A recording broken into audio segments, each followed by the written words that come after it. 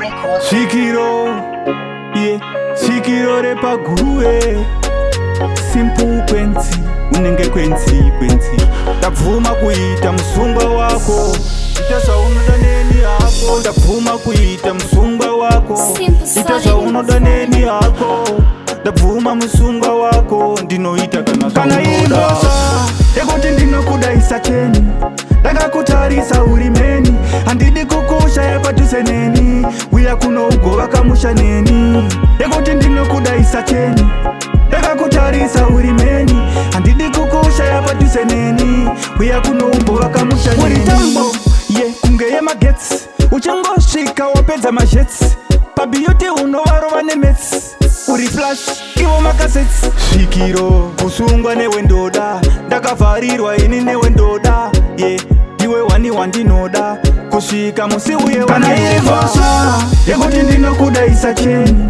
Ndakakutarisa uri meni. Handidi kukushaya padhuze neni. Uya kunougova kamusha neni.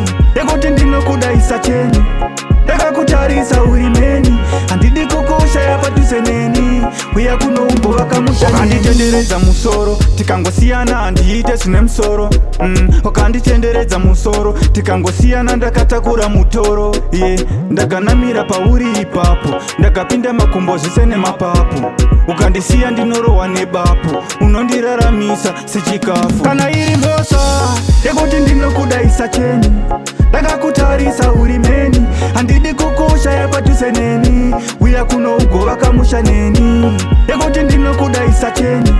Ndakakutarisa uri meni. Handidi kukushaya padhuze neni. Uya kunougova kamusha neni. Uri tambo kunge yemagetsi. Uchangosvika wapedza mazhetsi. Pabiyoti unovarova nemetsi.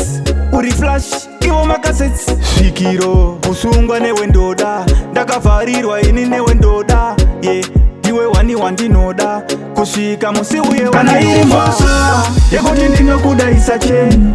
Ndakakutarisa uri meni. Handidi kukushaya padhuze neni. Uya kunougova kamusha neni. Yekuti ndinokudaisa cheni. Ndakakutarisa uri meni. Handidi kukushaya padhuze neni. Uya kunougova kamusha neni.